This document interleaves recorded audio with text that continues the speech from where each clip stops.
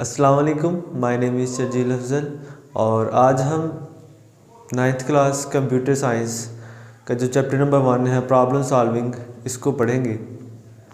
Basically जो हमारा unit number 1 है प्रॉब्लम सॉल्विंग, ये प्रॉब्लम से रिलेटेड है कि प्रॉब्लम्स क्या होती हैं, उन्हें किस तरह सॉल्व करते हैं।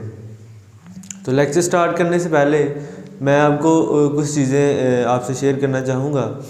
सबसे पहले ये है कि प्रॉब्लम को किस तरह डिफ़ाइन करते हैं कि यानी प्रॉब्लम बेसिकली होती क्या है और इसका हल हम किस तरह निकालते हैं, और प्रॉब्लम की जो स्ट्रेटजीज़ होती हैं वो क्या होती हैं, प्रॉब्लम्स को सॉल्व करने के लिए हम किन चीज़ों की ज़रूरत पड़ती है, और जब हम प्रॉब्लम सॉल्व कर रहे होते हैं तो हमारा जो बैकग्राउंड नॉलेज है, यानी कि हम पहले जिस एक प्रॉब्लम से गुज़रे हैं तो उस प्रॉब्लम को सॉल्व करते हुए हम किस चीज़ का एक्सपीरियंस हुआ। एक दूसरे नंबर पे कि वो जो प्रॉब्लम थी वो किससे रिलेटेड थी और अब जो प्रॉब्लम है वो किससे रिलेटेड है। हाँ, अगर वो दोनों सेम हो या उससे रिलेटेड हो तो वो हमारे लिए हल करने में, उसे सॉल्व करने में आसान होगा। तो देखते हैं कि आज का जो हमारा टॉपिक है वो क्या है। पहले हम देखते हैं कि डिफ़ाइन अ प्रॉब्लम।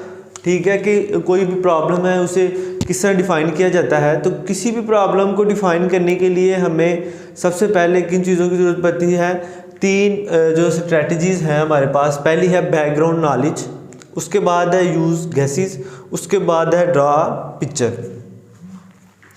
अब देखते हैं कि बैकग्राउंड नॉलेज में हमें किस तरह प्रॉब्लम को सॉल्व करते हुए मदद मिल सकती है। तो उसको रीड आउट करते हैं। वो try to know the situation and circumstances in which the problem is happening. इसमें ये होता है कि जब हम काम कर रहे होते हैं, और इससे पहले एक मैं छोटी सी आपको बात बता दूं कि अगर जब हमें ये प्रॉब्लम हल करना होती हैं, अगर हम इसे इजीली सॉल्व कर सकें तो वेल एंड गुड, फिर हमें इनकी ज़रूरत नहीं पड़ती। हाँ, अगर कोई कम्प्लेक्स प्रॉब्लम आ जाती है प्रोग्रामिंग करते वक्त तो तब हमें इनको लाजमी देखना पड़ता है कि ये इससे रिलेट है कि नहीं है। अदरवाइज़ आप आसानी के साथ अपनी प्रॉब्लम को सॉल्व कर सकते हैं। कहता है कि जब आप प्रॉब्लम सॉल्व कर रहे हों तो उसमें क्या देखना है पहले, कि जो पीछे वाली प्रॉब्लम हमने सॉल्व की थी, जैसे पहले जब हमें कोई प्रोग्रामिंग करते वक्त कोई मुश्किल आती थी, कोई एरर आता था, तो उससे किस तरह हम सॉल्व करते थे।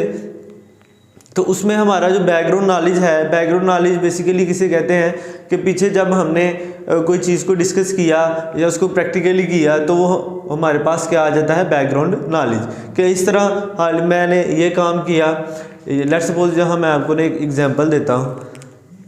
जब एक बच्चा बाइक स्टार्ट करता है तो फर्स्ट राइड करता है, तो उसके पास क्या हो रहा होता है कि वो नॉलेज कलेक्ट हो रहा होता है। ठीक है, जब वो नॉलेज कलेक्ट कर रहा होता है तो दूसरी दफ़ा जब चलाएगा तो कहेगा हाँ इस वक्त अब क्लच को मैंने पकड़ना है, फिर गियर लगाना है। इस तरह वो सारे प्रोसीजर को जहन में रखता है। आहिस्ता आहिस्ता फिर वो प्रैक्टिकली करना शुरू कर देता है। तो ये क्या था हमारे पास, बैकग्राउंड नॉलेज। किसी भी मसले को किसी भी चीज़ को हल करने के लिए, ख़ास तौर पे जब हम कंप्यूटर की प्रोग्रामिंग कर रहे हो तो उसमें हल करने के लिए हमें बहुत ज़्यादा मददगार साबित होता है। और रियल लाइफ के अंदर भी आप अपने बैकग्राउंड का जो आपका बैकग्राउंड का जो नॉलेज है उसको देख के हल कर सकते हैं। उसके बाद देखते हैं कि यूजेस गेसेस। यहाँ फिर एक एग्जाम्पल है मेरे पास कि एक स्टूडेंट है, उसको स्कूल से घर की तरफ जाने के लिए कितना अरसा दरकार है, कितना वक्त दरकार लगता है, और जब वो घर से स्कूल की तरफ जाता है तो तब उसे कितना वक्त दरकार होता है। तो क्या अब उसके पास ऑप्शन है, फर्स्ट वो पैदल जाता है, सेकंड वो साइकिल पे जाता है, थर्ड वो मोटरसाइकिल पे जाता है, और फोर्थ वो वैगन पे जाता है, यानी बस किसी पे जाता है। तो उसके पास 4 किस्म के क्या आ गए हैं, एक्सपीरियंस आ गए हैं, और वो उससे गैस कर सकता है कि हाँ ये जो मेरा इस पे मैं अगर राइड करूँ तो ये मुझे ज़्यादा आसान है। लेट्स सपोज देखते हैं कि वो स्कूल के लिए घर से निकलता है पैदल, तो कितने मिनट में पहुंचेगा, बिलफर्ज वो आधा घंटा लेता है या 1 घंटा लेता है, और जब साइकिल पे जाता है तब वो 15 मिनट लेता है, 15 से मिनट 20 लेता है। उसके बाद जब वो बाइक पे होता है तो तब उसे कितना वक्त दरकार होता है, 10 मिनट लगते हैं शायद। उसके बाद जब वो बस पे आता है तो उसे आधे घंटे से भी ज़्यादा लग सकता है, या अगर ट्रैफिक ज़्यादा है उसके रोड पे तो फिर उसे आधे घंटे से ज़्यादा लग सकता है, और अगर ट्रैफिक नॉर्मल है तो उसे 25 मिनट भी लग सकते हैं। तो उसके पास अब वो गेस कर सकता है कि हाँ, मैं अगर अपनी बाइक पे जाता हूँ या साइकिल पे जाता हूँ या बस पे स्कूल जाता हूँ या पैदल स्कूल जाता हूँ तो मुझे इतना वक्त लगता है। तो अब उसके पास 4 ऑप्शन है कि उससे गेस कर सकता है। अब जब हमारे पास कोई प्रॉब्लम आती है कंप्यूटर के अंदर सॉल्व करने के लिए, या रियल लाइफ के अंदर प्रॉब्लम को आ जाती है, तो तब भी हम गेस कर लेते हैं कि हाँ यार, ये इस तरह हो सकती है, इस तरह बेहतर है, ये ठीक नहीं, ये ठीक है। तो इसमें हमारे पास जो गैस में जो चीज़ शामिल है वो बैकग्राउंड नॉलेज भी आ जाता है। उसके बाद देखते हैं कि ड्रा अ पिक्चर। अब पिक्चर को ड्रा करके और इसमें जो हम इंफॉर्मेशन फिल करते हैं वो किस तरह हमें प्रॉब्लम जो है हमारी उसको सॉल्व करने में मददगार साबित होती है। तो इसको इंशाल्लाह चैप्टर के आगे जो हमारे लेक्चर्स उनमें डिटेल के साथ देखेंगे, मगर आज मैं सिर्फ इतना ही बता देता हूँ कि पिक्चर जिस तरह हम फ्लोर चार्ट डिज़ाइन करते हैं, इस तरह हम पिक्चर को भी लेते हैं और उसमें जो हमारी इन्फॉर्मेशन होती है उसको फिल करते हैं और देखते हैं, या कोई चीज़ ऐसी है जिसमें हम अपनी जो प्रॉब्लम है उसको रखते हैं और ऑब्ज़र्व करते हैं, उसमें गेस करते हैं, जो हमारा बैकग्राउंड नॉलेज है उसको देखते हैं, तब जाके हमें जब हम पिक्चर ड्रा करते हैं तो हमारे प्रॉब्लम है वो सॉल्व होती है। आई होप कि आपको इसकी समझ आ गई होगी कि प्रॉब्लम को किस तरह करते हैं, डिफ़ाइन करते हैं, और इसकी स्ट्रेटजी जो है हमारे पास गेन बैकग्राउंड नॉलेज हमें किस तरह मददगार साबित होता है जब कोई प्रॉब्लम आ जाए। उसके बाद देखते हैं कि हमारे जो गेसेस हैं वो हमें किस तरह मददगार साबित होते हैं हमारे लिए। उसके बाद जो हमारी पिक्चर है इंशाल्लाह उसको नेक्स्ट लेक्चर्स में हम डिस्क्राइब करेंगे कि वो किस तरह होती है। फ़िलहाल आप बस इतना ही ध्यान में रखें। अब हम देखते हैं कि हमारे पास जो हमारा टॉपिक है कि understand a problem before solution, के मसले को हल करने से पहले उसको प्रॉब्लम को अंडरस्टैंड करना क्यों ज़रूरी है। और अगर हम रियल लाइफ में कोई मसला हमें पेश आता है तो उसके लिए भी क्या करते हैं कि सबसे पहले उसके जो मसला है उसके हल का सोचते हैं कि ये मसला किस तरह हल होगा।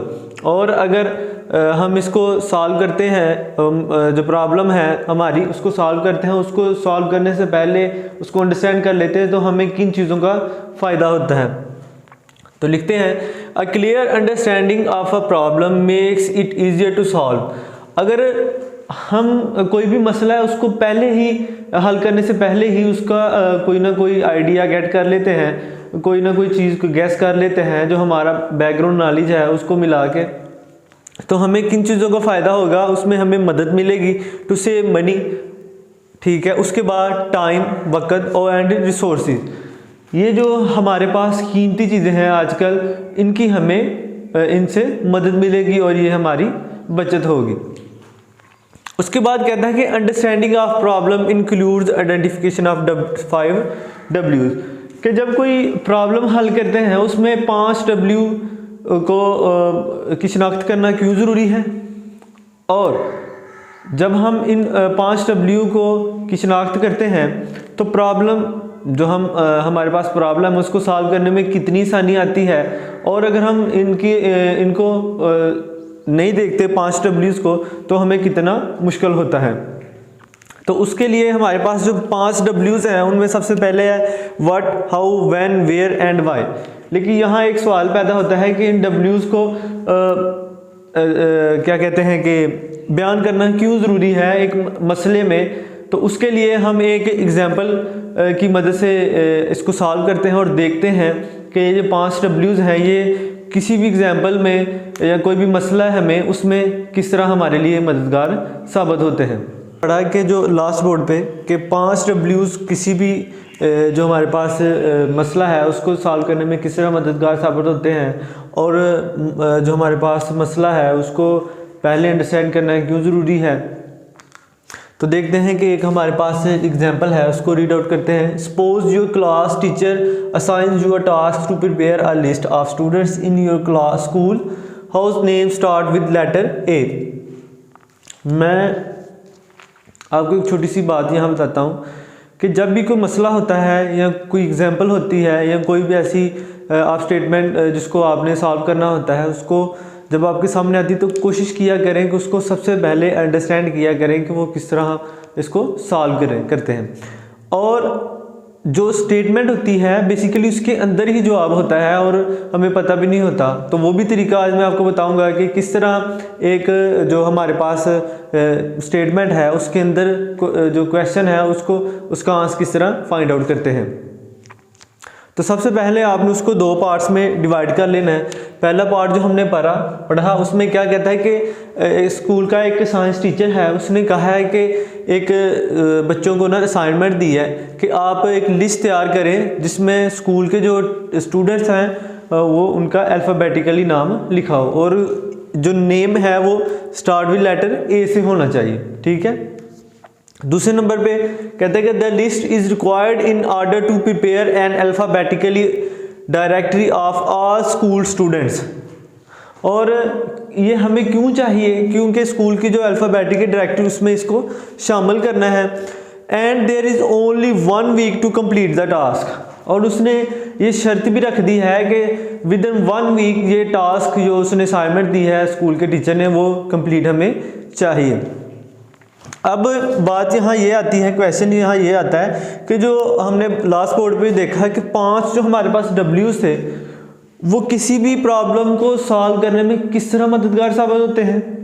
और उसके बाद देखते हैं कि ये जो हमारे पास डब्ल्यूज हैं इनको किस तरह याद हम रख सकते हैं। तो इसकी बहुत सारी ट्रिक्स हैं मगर एक छोटी सी और आसान सी ट्रिक मैं आपको बताता हूँ। जो हमारे पास पहला डब्ल्यू है क्या है? वट। इसके लास्ट पे क्या आ रहा है? टी। उसके बाद है हाउ, उसके लास्ट पे क्या आ रहा है? ओ। और जो हमारे पास थर्ड है उसके लास्ट पे है वाई। तो अगर इनके लास्ट वाले तीनों अल्फाज को मिलाएं तो क्या बनता है हमारे पास? T O Y, toy. तो पहले हमारे 3 जो हैं वो डब्ल्यूज हमें इस तरह याद हो सकते हैं अगर आप सिर्फ ये चीज़ को जहन नशीं रखें कि इनके लास्ट पे कौन सा वर्ड आता है और इनको आप लिख सकते हैं। और लास्ट पे हमारे पास जो 2 हैं व्हेन और वेयर, ये आप इसे याद कर सकते हैं। अब देखते हैं कि ये जो हमारे पास एग्जाम्पल है, ये जो हमारे पास मसला एग्जाम्पल का, इसमें वट कैसे किस तरह इस्तेमाल होता है और हम इसकी आइडेंटिटी कैसे करते हैं। अब वट कैसे? Suppose your class teacher assigns you a task to prepare a list of students. तो यहाँ देखिए वो कह रहा है कि प्रिपेयर करनी है हमने एक लिस्ट। पूछे वट, क्या क्वेश्चन ही क्या है उसका। तो मसले को फाइंड आउट करने के लिए वट किस तरह पूछ रहा है कि क्या है। सबसे पहले हम देखेंगे कि प्रिपेयर अ लिस्ट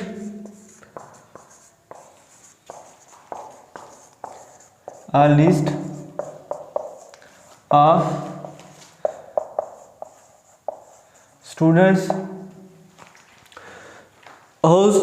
जो उसके बाद में एक और चीज़ आएगी, वो पूछता है कि प्रिपेयर। एक तो ये था कि हमने देखा कि एक लिस्ट हमने तैयार करनी है स्टूडेंट की। दूसरे नंबर पे कि स्टार्ट जो हमारे स्टूडेंट्स नेम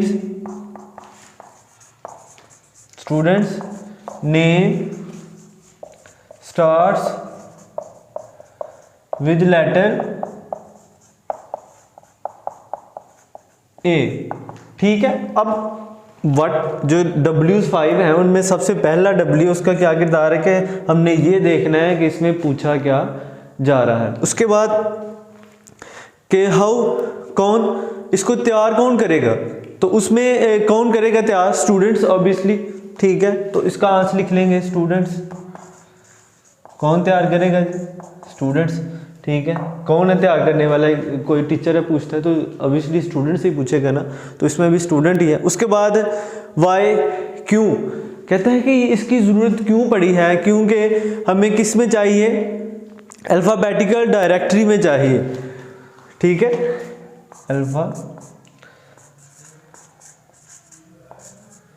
अल्फ़ाबेटिकल डायरेक्टरी में हमें चाहिए, स्कूल की जो अल्फ़ाबेटिकल डायरेक्टरी उसमें इसको शामिल करना। उसके बाद कहता है कि व्हेन, कब चाहिए, तो लास्ट में इसने कहा है कि विद इन 1 वीक। और किधर गया है, start the list is quite the, हाँ, students and there is only 1 week to complete the task, within 1 week.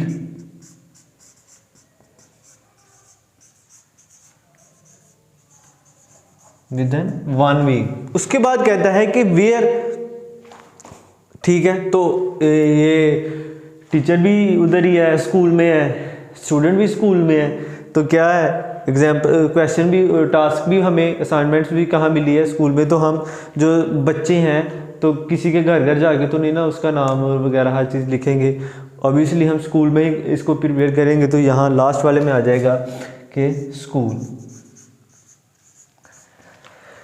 ठीक है, ये थी हमारे पास एग्जाम्पल के कोई मसला है उसको किस तरह देखते हैं और उसको हल करने में 5Ws का क्या किरदार है।